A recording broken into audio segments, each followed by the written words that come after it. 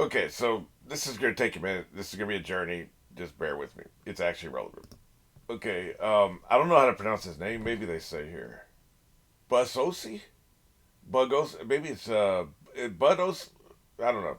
Vincent Bugosi, the guy who prosecuted the Charles Manson family. He was a great prosecutor, probably one of the best prosecutors in American history. Like, he got convictions on 105 out of 106 felony jury trials. He only lost one jury trial his entire career, which included 21 murder convictions. Now, here's the thing about that. That just shows he knows how to pick his cases because the district attorney decides which cases to prosecute and which cases not to prosecute.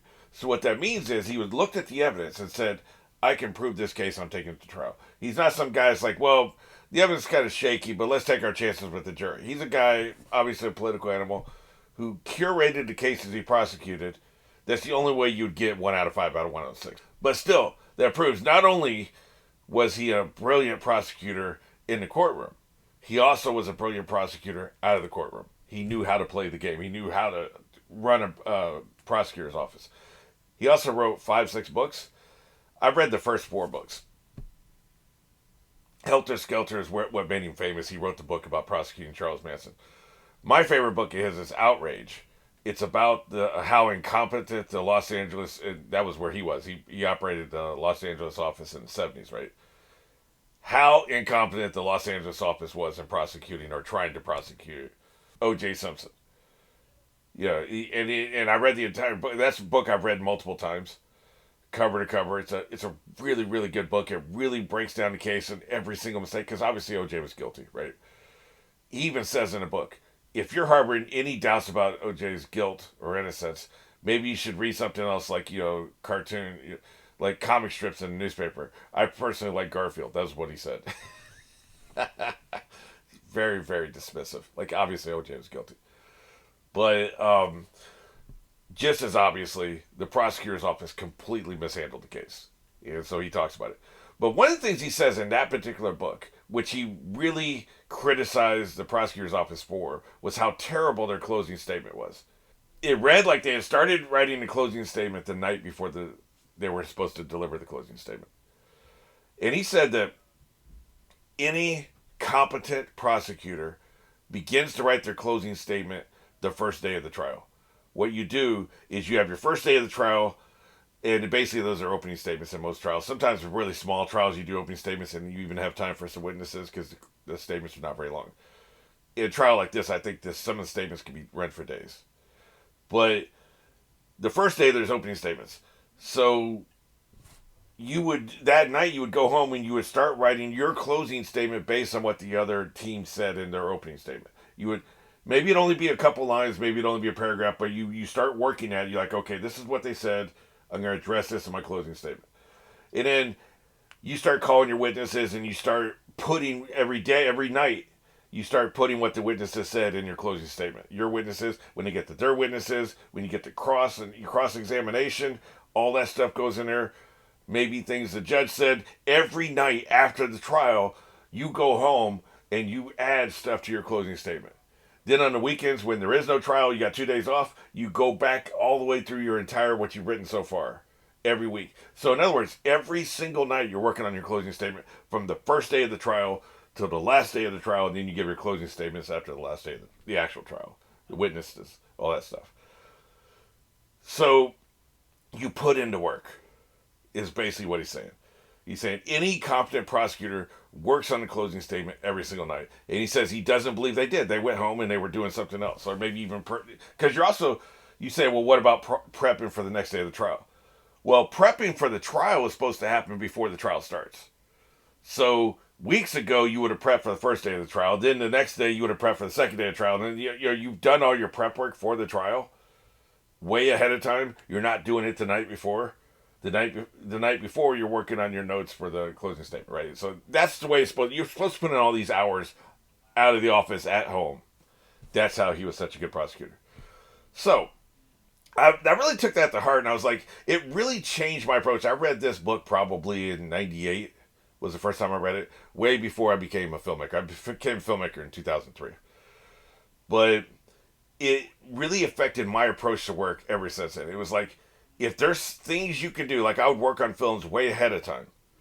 And so the night of filming, like say we're filming for 3 days after the first night of filming, instead of prepping for the second day of filming, I'm kind of analyzing what we did, maybe looking at footage. Did we miss something? Doing basically an autopsy on the day. Are there anything we need to tweak with the personnel?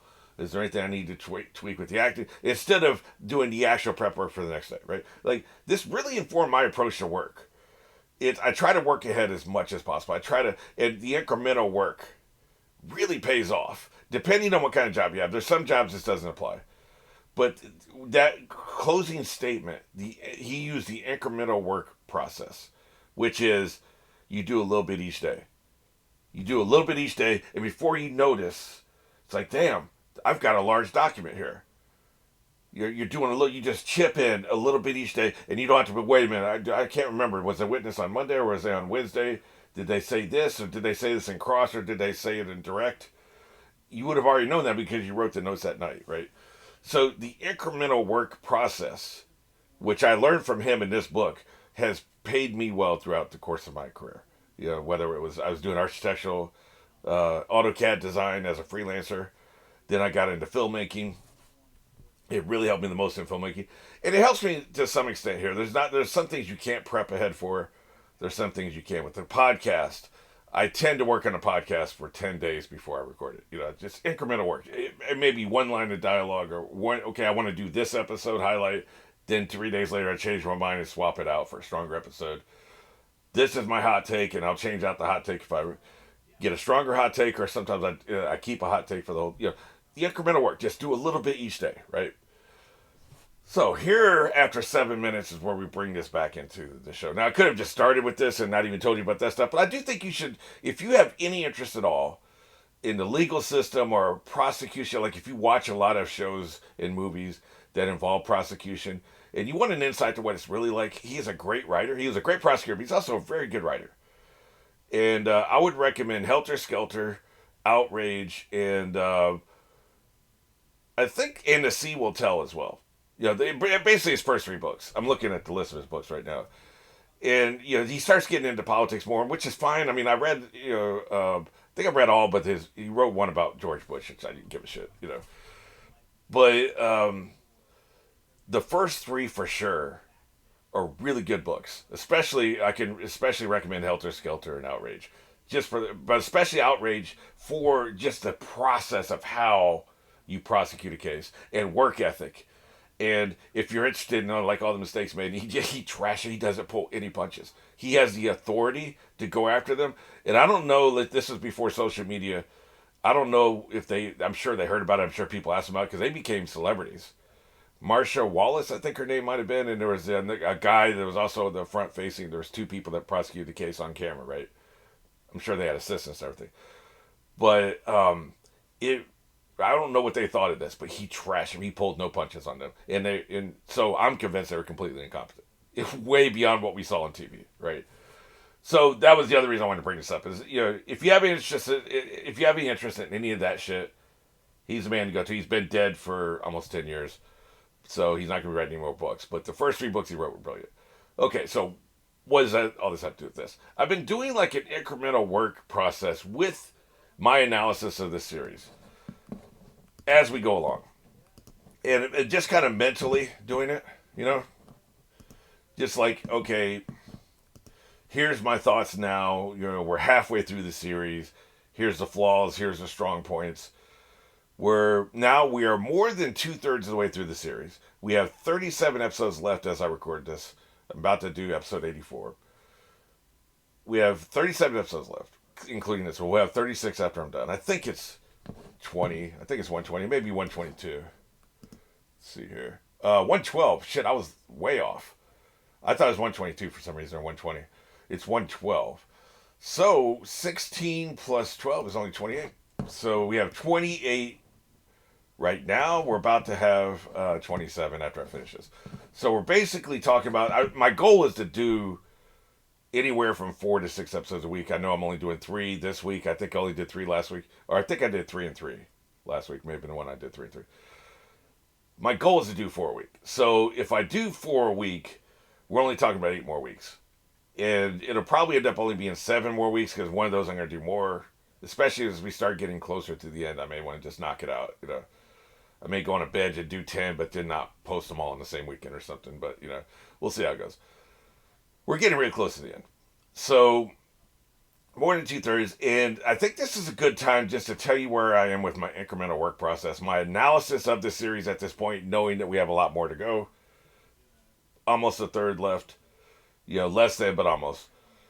Mainly because I had another great writing choice in this previous episode I watched, episode 83. Another great writing choice. It was just, killing the kid was just brilliant and dark and fits the tone of the series and was just cold-blooded and completely unexpected. No way did I ever believe they had the balls to do that. It was an incredible writing choice, gutsy writing choice even more, because you can be a great writer, but you can be a coward, and so you don't make the strong writing choices because you're a coward. Those people exist. I think Dan and Dave who wrote Game of Thrones were cowards. That was one of their many problems. But that was one of the problems. They were afraid to make the bold choices. So this guy clearly, and this is obviously from the manga, clearly is a brilliant writer. Absolutely brilliant writer. The bold choices he makes. Because we can talk about world building till the day is done, and we can talk about characterization and all this shit, and just, those are obviously writing attributes, and those are things that are important. What's the best world building in anime? What's the best characterization in anime? What's the best character arcs? We can talk about all these things. But a lot of times, what really sets writers apart are the story beats and the boldness to do this rather than that, and to set this up. And it was well set up, too, by the way. They did a great bait and switch with the kid where you think he's a demon kid. Clearly, why wouldn't you think that? They didn't show us enough for us to pick up on the fact that he was just a normal human 11-year-old. They had him drive, which was a wild, crazy choice considering he's just a normal human 11-year-old. Most 11-year-olds wouldn't even do it. They'd be too afraid. This is a kid that doesn't really give a shit. So it fits, but it was a great way for the bait and switch, because when he was driving, I didn't doubt it before. I didn't even think the question that he was a demon. But I was certainly convinced he was a demon after they showed him driving, because no human kid would do that. But he was human. So it was a great bait and switch there. So then you find out he's human, and then shortly after you find out he's human, they kill him off. It's just such a brilliant writing choice. I gotta believe the manga has to be, especially when you talk about that there's no ogre boss baby comedy scenes in the manga. Those aren't there, which means that this anime really did a massive disservice to the manga by including those. But since those aren't in there, you're talking about all the great shit in this series, in none of the negative scenes, right? So it must be one of the best mangas ever made. People say Berserk is one of the best. This has got to be one of the best. This has got to be in the top 5 best mangas ever written. Especially if we're talking about limited scope. Because maybe I believe things like One Piece and Naruto and some of these really much longer ones deserve a special category because it's harder to maintain excellence than it is to tell a really brilliant short story, essentially. Anything less than 500 episodes of manga, anything less than 500 episodes of anime, I think should be a separate category of manga if they translate it faithfully. And it's in other words, if it's representative of the length of the manga, right? They should be a separate category, because things like One Piece and Naruto, being able to have their brilliance over a long period of time and never really falter, I think just says a lot about those mangas. So it's a different category. But of the short-term manga, of the ones, I don't know the episode to issue ratio, but let's say manga that are less than 500 issues. Of the manga that are less than 500 issues, this manga has got to be in the top 5, if not the top 3, probably. I don't have a lot of experience there. I mean, you do have Fullmetal and Attack on Titan are probably in that category. That's some stiff competition, but this is a brilliantly written story, is what I'm trying to say. And I think the anime has sabotaged the brilliant story in 2 ways. One, with the boss baby ogre shit. Now I know they're getting rid of it now, but it's 2/3 of the way through it. It sank a lot of scenes. It really, to a large extent, hurt my enjoyment of the series, and I can't Right now, I think this is like, if we're going,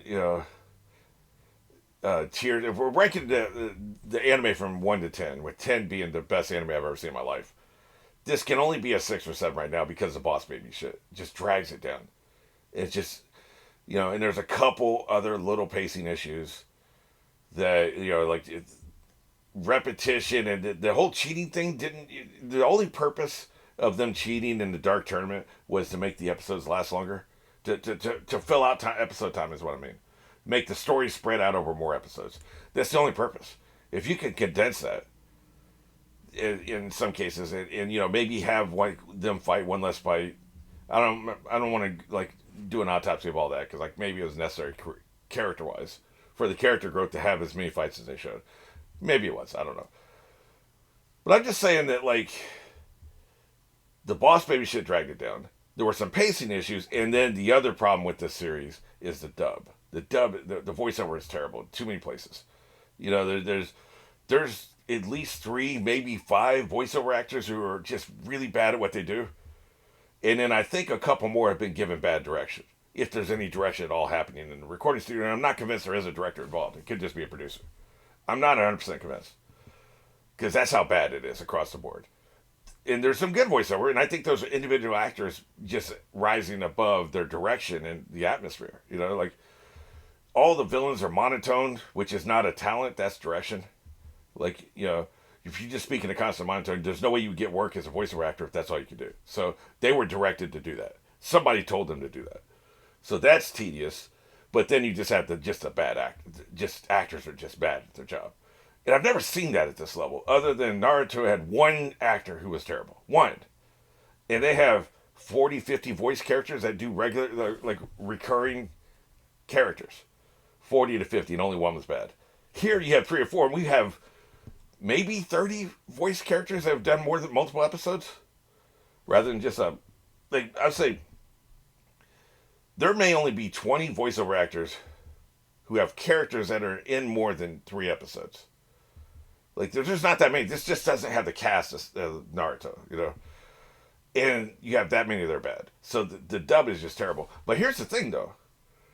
The fact that everybody says you should watch this in dub tells me that the translation for the subtitles must also be terrible.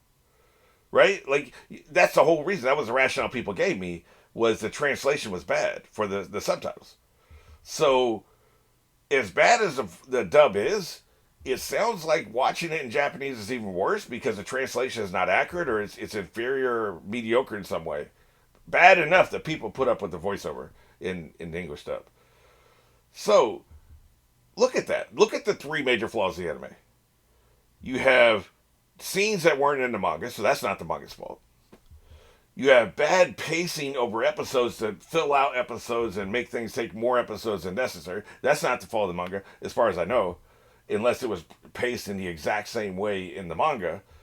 Or maybe like the cheating thing made more sense in the manga. Maybe there's extra details we weren't given in the anime, where it's like the cheating resulted in this and was as a result of that, and created this scenario or motivated this character to do this thing. I don't know. Maybe there's a few details left out. Even if it was, and it wasn't just cheating. There's other things where they were obviously filling out time that were pacing issues. Fights took longer than they should have. But that's not the fault of the manga. I don't think. I could be wrong there. That one I'm not sure on. I am absolutely sure, since the scenes didn't appear in the manga, that the Boss Baby ogre shit was definitely the fault of the anime. That's not the fault of the manga. And then you got the dub translation thing. Whoever translated from Japanese to English subtitles was trash. And whoever's responsible for the English dub is trash. Neither one of those things is the fault of the manga. The manga is in Japanese, and it's up to somebody else to translate that into English, right? I seriously doubt the author sat there and did that and did a terrible job. And we know the author wasn't in charge of the voiceover. I promise you he wasn't. So, all 3 problems I have with this anime that I think really drag it down from being a top tier anime to a middle of the road. Right now, I'd put it at 6, I think. Now, all those problems are problems made by other people besides the author. Other people screwed over the manga and screwed over the author. Meanwhile, the biggest strength of the series, the writing, the character beats, the choices made, I'm 100% convinced to come from the author. It's not like The author chose not to kill the kid, and then the anime killed the kid. Unless you tell me that's what happened, I don't believe it. So all the strengths of this anime that I think put it above average. Like I can never drop this more than 6, no matter if every voiceover from here on to the end is absolutely ass. I still can drop it from 6 to 5 because the writing choices are just too bold and too good. And this isn't the first time they've had a bold writing choice. I've talked about some of these other writing choices they've made. Just brilliant writing choices. They're too bold and they're too brilliant for this ever to be a 5 or lower. So it bottoms out at a 6 for me, unless there's some writing mistake he makes later on. Like, we'll see. But I can't see it. It still has the potential to move up from 6 for me, depending on how they stick the landing. And with the boss baby and ogre gone, maybe my mind will drift up higher. But I don't think it can go any lower. It has the potential to go higher. But so, my incremental work process, my analysis of this series up to this point is, right now it's a 6. Maybe 6.5. I'll be interested to see what happens from here on, But I just wanted to stop and talk about this and put this on record because that's just how good that writing choice was. It was just phenomenal, man. Like, just that alone, and there's like at least two other. I can't think of the exact examples I talked about them and when they happened. I can't think what the other 2 bold writing choices were, but whatever they were really good. Because I remember the occurrence, I just don't remember the details of the writing choice. But I talked about it at length when they happened, so you can go back if you want to find out what that was.